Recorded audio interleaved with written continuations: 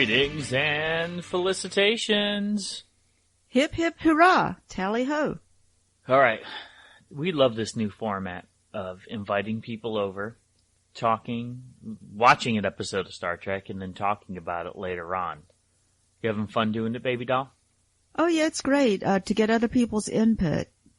So, before we go into our friend Jonathan's input on the episode, let's see what B. Joe Trimble's Star Trek Concordance had to say about The Naked Time.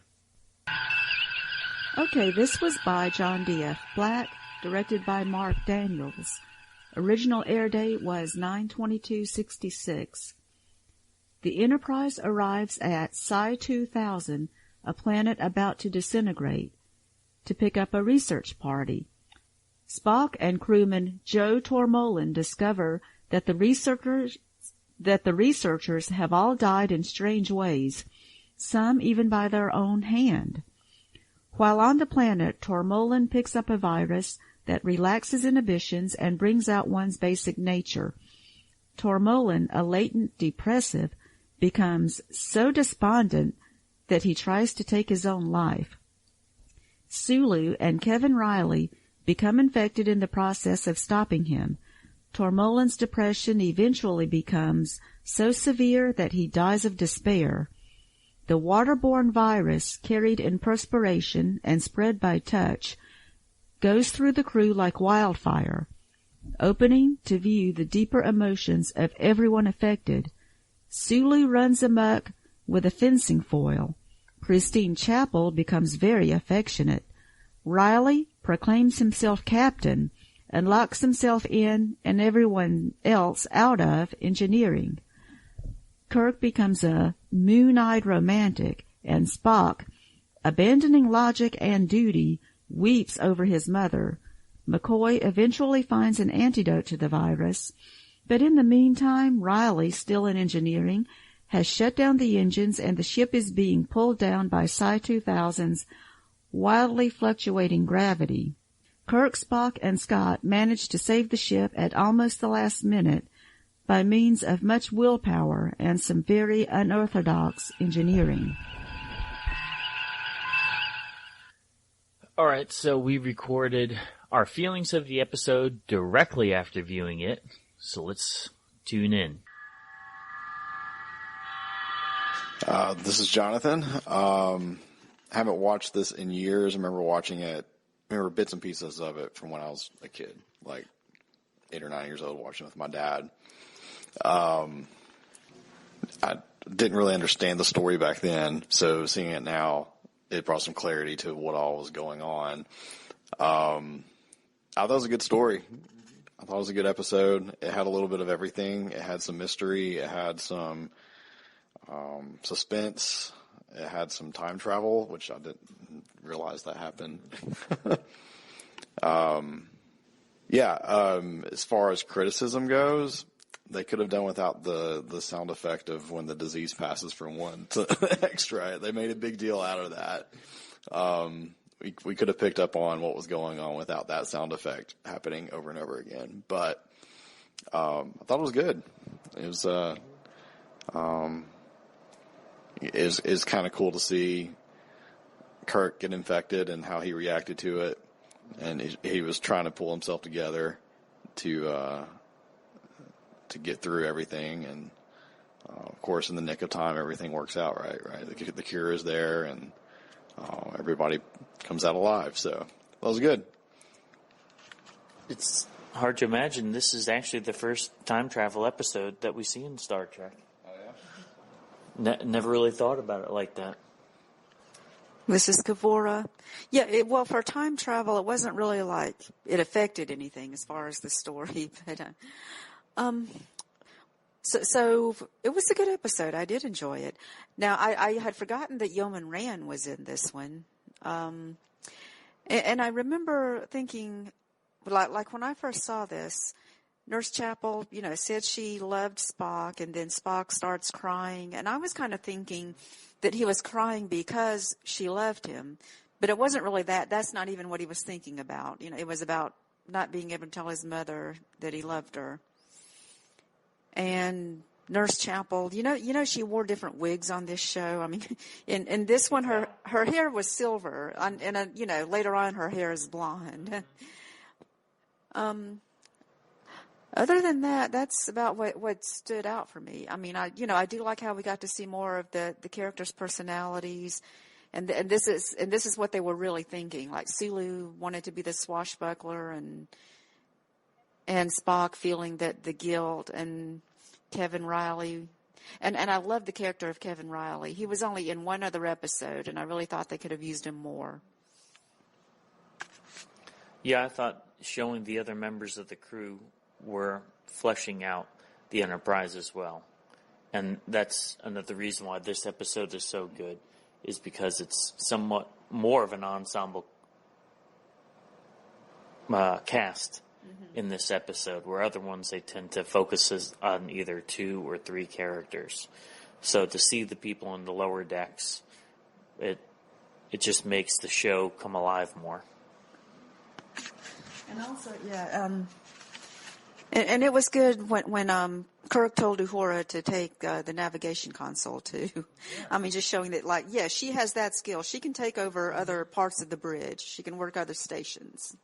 Yeah, and this is one of the earliest episodes, because oftentimes when Nichelle Nichols talks about in the animated series how she captained the ship.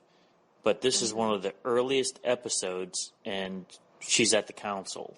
So she's not just saying hailing frequencies open. So early on that they were trying to establish that she is multi-skilled. One thing I noticed, I thought was kind of funny, is it took them until they got into the engineering room to realize that the engines were shut off. And I've never seen it. I mean, I don't know if I've ever paid attention, but it seems like it'd be kind of silly to spend. It takes 30 minutes to start the engines. Maybe I guess when they come to a complete stop, the engines are still running, right? But that was kind of funny to me that it took them that long to figure out the engines were gone. Yeah.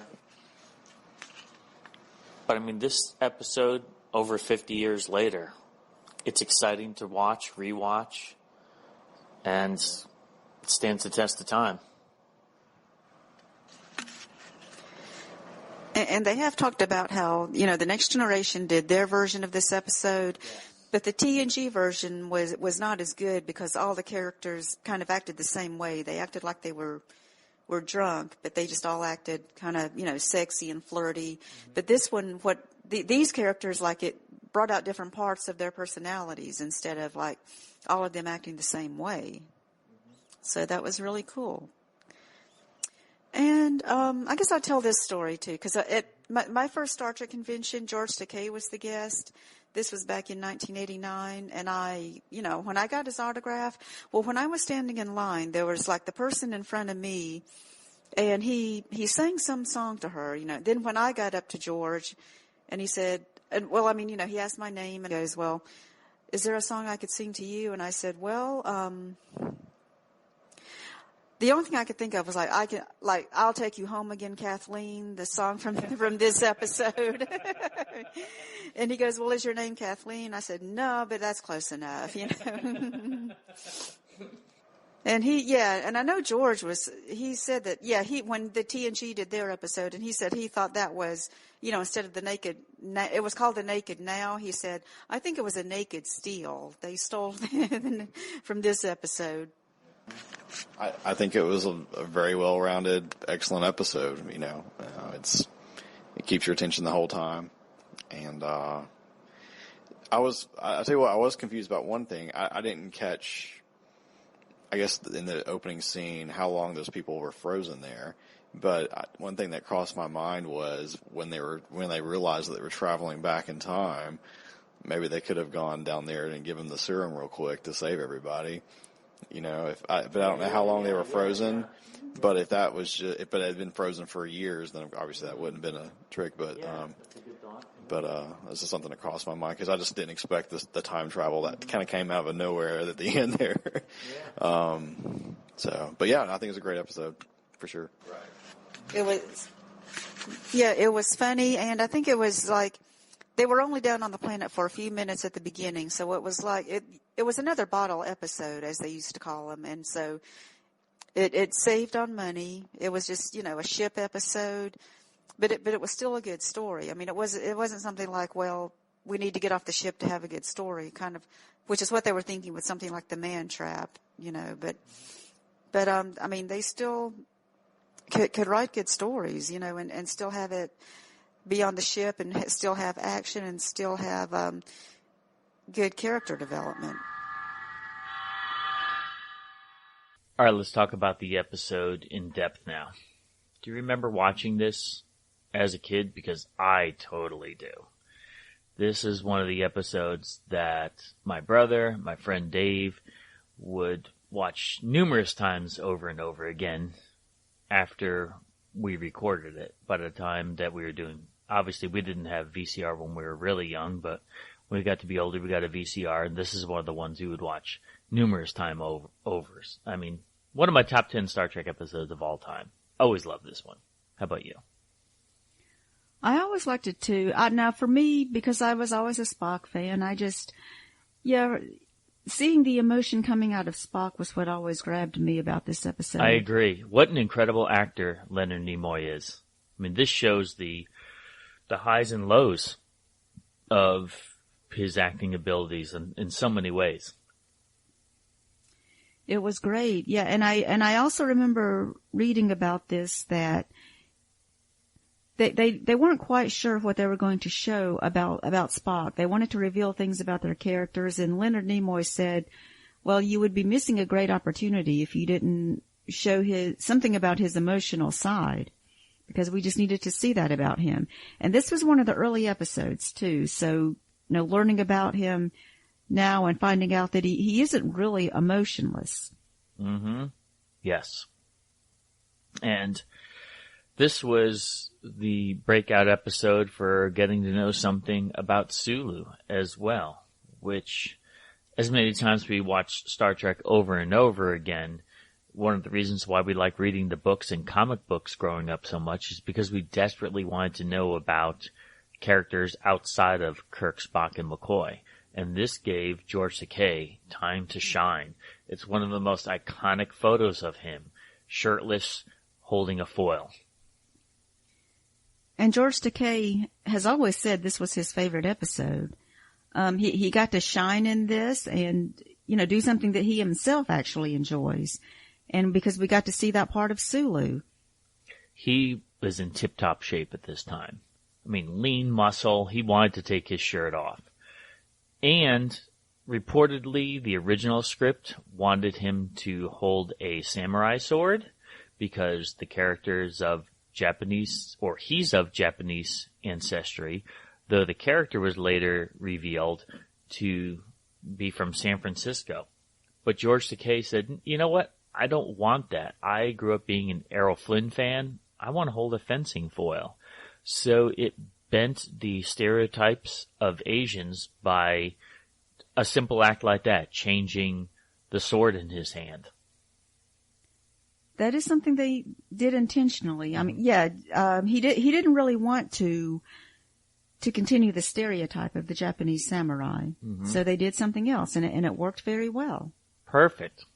It just showed that the future of people is we would enjoy other people's cultures, other people's way of doing things, and we could still be ourselves. That's one of the things that Gene Roddenberry is known to saying, is that we would take delight in others. And Star Trek has expressed that personally with the actors and on the show. I thought that was a great choice of those scenes, how they were developed. Number one, him taking his shirt off. Number two, using a fencing foil. And how he broke away his character and how charismatic and over the top he played it was just wonderful for what was going on, this disease that was affecting the crew members. That's right. They were all over the top. And this was actually another thing that Gene Roddenberry wanted for this episode. He knew that they would reveal things about the characters that might be used later on. This was establishing more character development. So it was very important that they do it well, which they did. Yeah, sure did. So we got to see a different side of Spock. We got to see a very unique side of Sulu. But then one of the background characters, Kevin O'Reilly. I mean, he's pretty much a racist in this episode. Disturbing in a way. Well, he was very, he was very charismatic in this too. And Kevin Riley was this was his first Star Trek episode, and he was only in one more. Mm-hmm. And I always liked his character. I wish they could have used him more. And it does look like they intended to use him more. I mean, the way they developed him. I mean, to go around saying that too bad you're not an Irishman, like, I know. Like now people don't, like, enlightened people don't think like that, but moving in the future, hundreds of years in the future, like, why would that be something that's suppressed within him? And the idea was that he was, saying what was on his mind. Mm-hmm. So that is what he was thinking.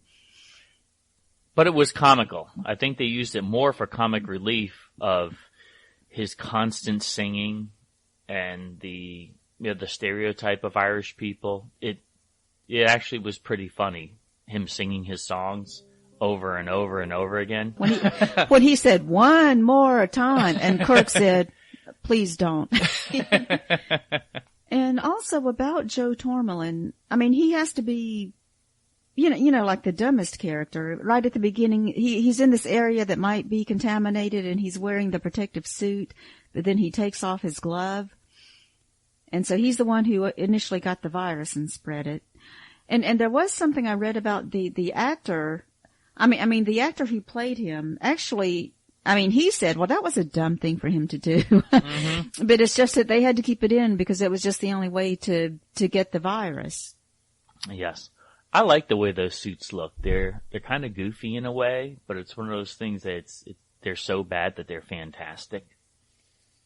It did look futuristic, and I guess we're supposed to think that in the future they don't have to be as cumbersome as suits are now.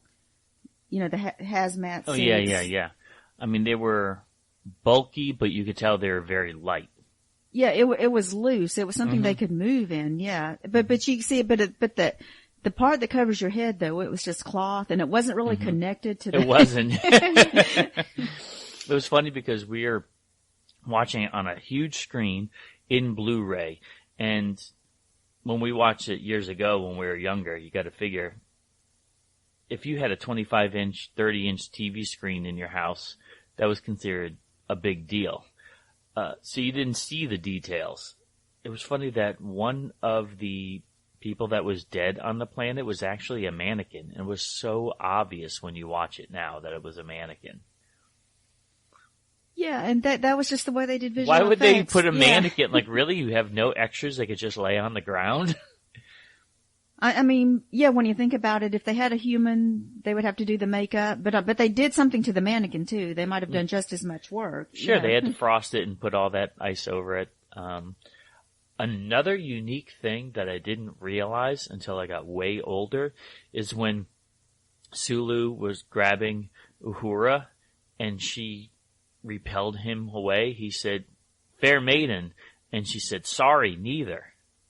I didn't realize that fair maiden, if the censors of that time had caught it, they would have deleted that line. Because fair meant that she was white or fair-skinned, and then maiden meant that she was a virgin. So she said, "Sorry, neither." She was not white, nor was she a virgin. And to announce that she was not a virgin on TV in 1966 was considered a no-no. I did not get that. Yeah, I was wondering, like her "sorry neither," I was wondering what that meant, and I thought she must have been, like quoting something. That must have been like the proper reply to fair maiden. That's kind of what I was thinking. And apparently she ad-libbed that. I mean, how cool is that? Like, TV stars were able to figure things out for their character and to add to their character, and it wasn't as rigid. But that just makes Uhura that much cooler. Yeah, that was awesome. Yeah, it was too bad we didn't learn something new about Uhura. She never got affected in this episode. Mm-hmm. Star Trek Trivia. Question number 1.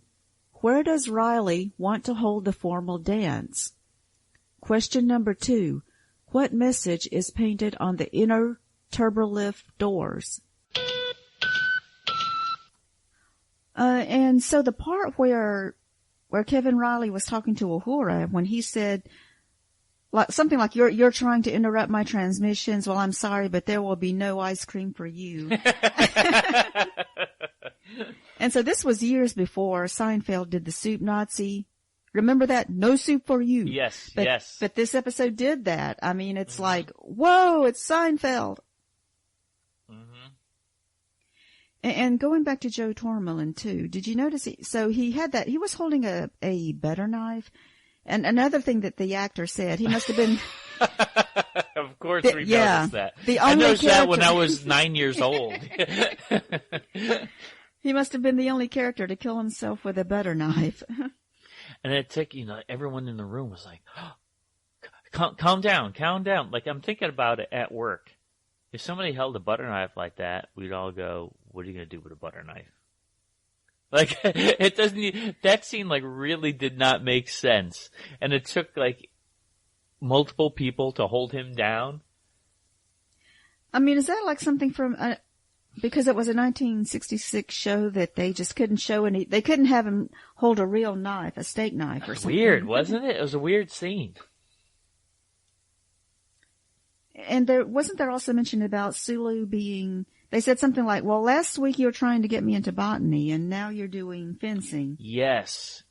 So that was a great thing about Sulu's hobbies, which we mentioned before, that he had the botany interest in the man trap. Mm-hmm. And so it was something they brought out on the show. So Sulu has these multiple interests. He goes from one hobby to the next, which is great. He's expanding his mind and his interests and learning things new. And it's been said if there was a 4th season, there would be a Sulu-specific episode and an Uhura-specific episode. So that's one of the things that, wow, what would it have been like? What more layers of characterizations could we have had for these people? So when we get little nuggets like this, we're still happy about it. And so we know they also did a sequel to this on The Next Generation. They wanted to do an episode that was similar, and they called it The Naked Now. So people were supposedly affected by the same virus. But it's been generally discussed that it didn't work as well on that episode because everybody kind of acted the same and we didn't really learn anything new about them. Mm-hmm. We did find out, though, it's a very popular meme that Data is fully functional. So I remember watching The Naked Now with my brother when it first premiered, and we were just rolling at that scene. The idea on that episode was everybody was more sexual, and that was it. Yeah, exactly.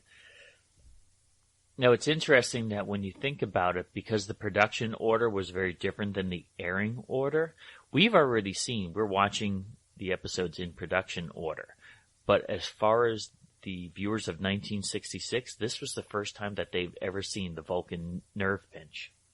Oh, yeah. So, so nobody really knew what it was back then. You just see it, and then, and after a while you get used to it. So that's what Spock does. Yeah.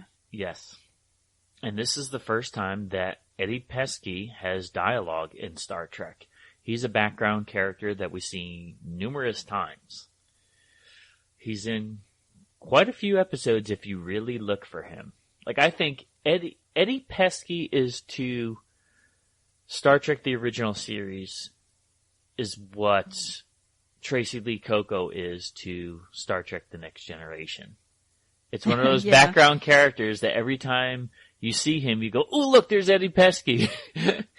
Someone that he'll just be walking by or just turn his head and look, and you know it's him. It's a familiar face that you see in several episodes, yeah. Mm-hmm.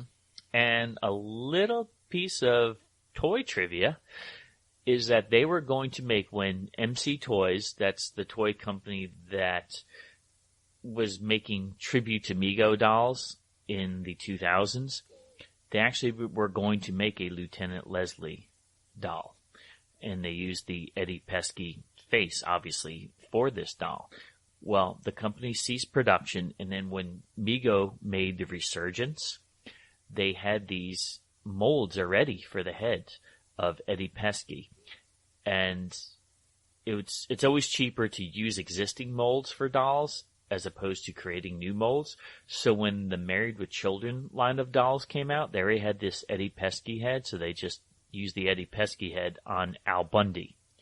So out of that line of Married with Children dolls, the number one selling doll is Al Bundy. The reason being is because Star Trek fans were popping the head off and then putting it on Star Trek dolls to make a Lieutenant Leslie doll. So there were more Star Trek fans than Al Bundy fans? Yes. And when we look at our Mego shelf, who do we see on the shelf? Lieutenant Leslie.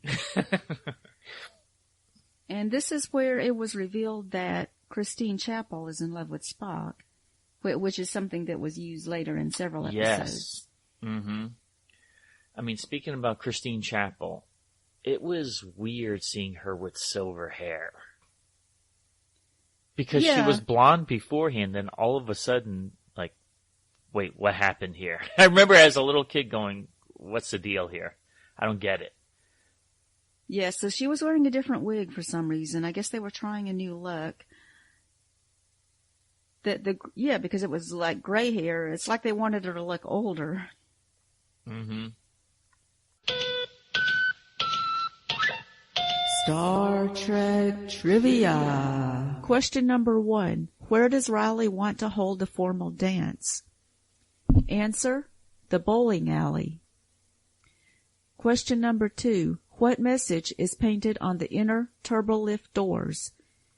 Answer: Sinner repent.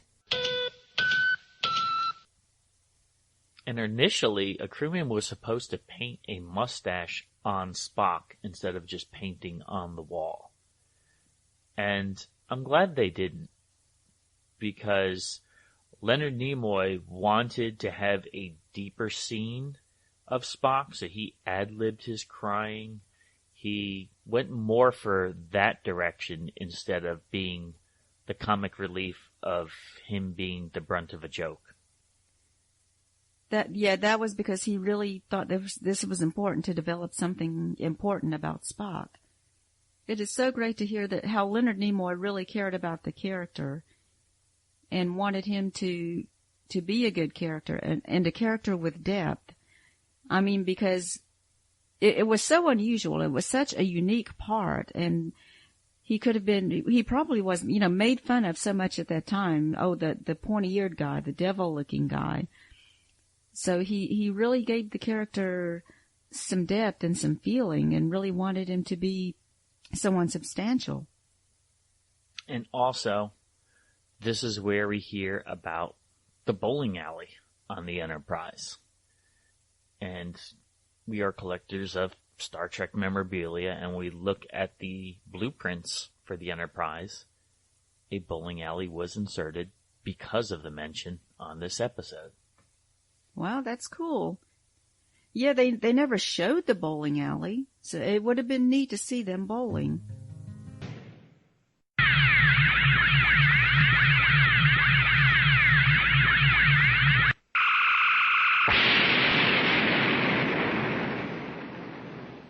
All right, let's talk about the adaptation that's found in James Blish's Star Trek 1. Now, I've spoke about it before, that there were a couple of these adaptations that I had at my paternal grandparents' house, number 1 and number 8. And I remember looking through this one and watching the episode, and it was different on so many levels.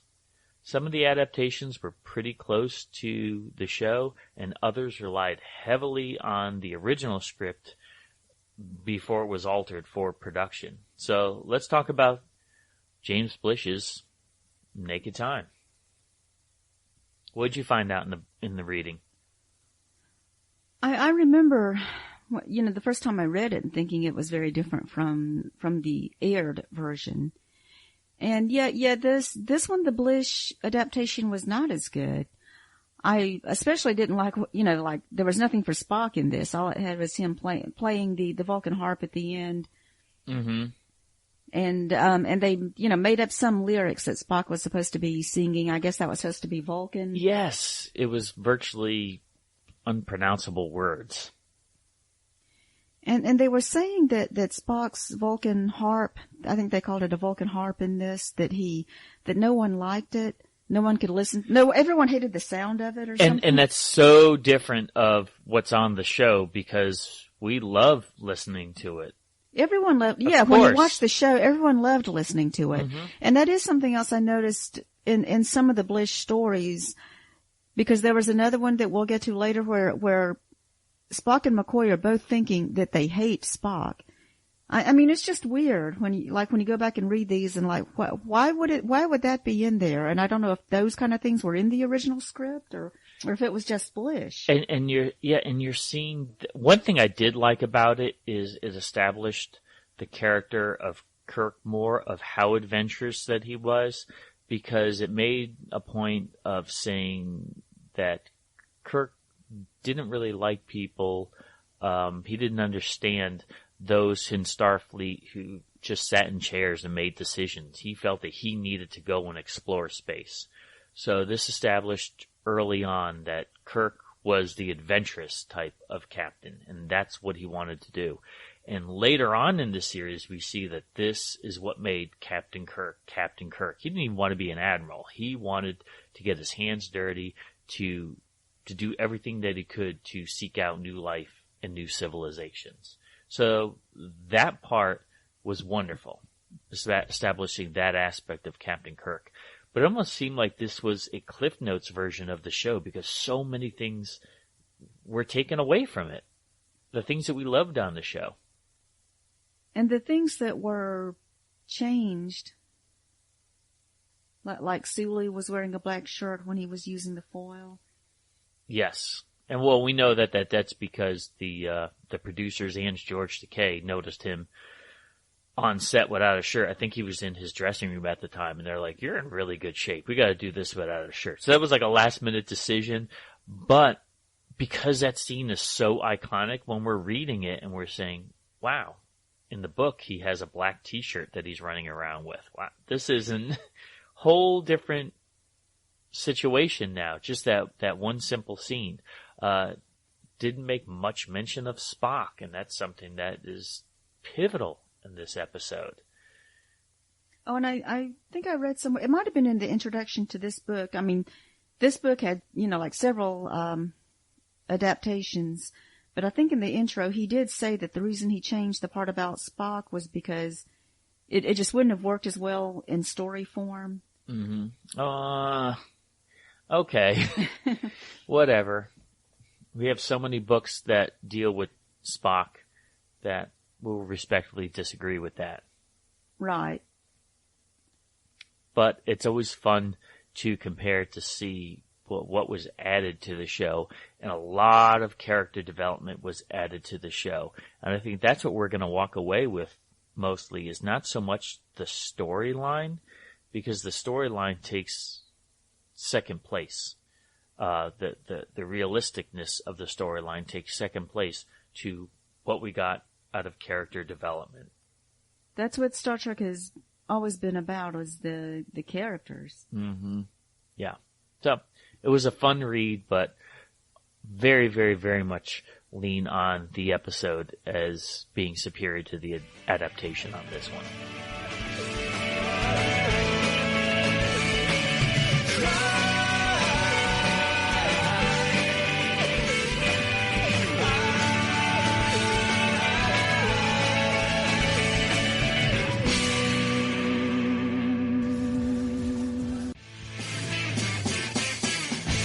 Thanks for listening. Make sure you hit that subscribe button and join our Facebook group. Live long, and may the Force be with you. Nanu Nanu.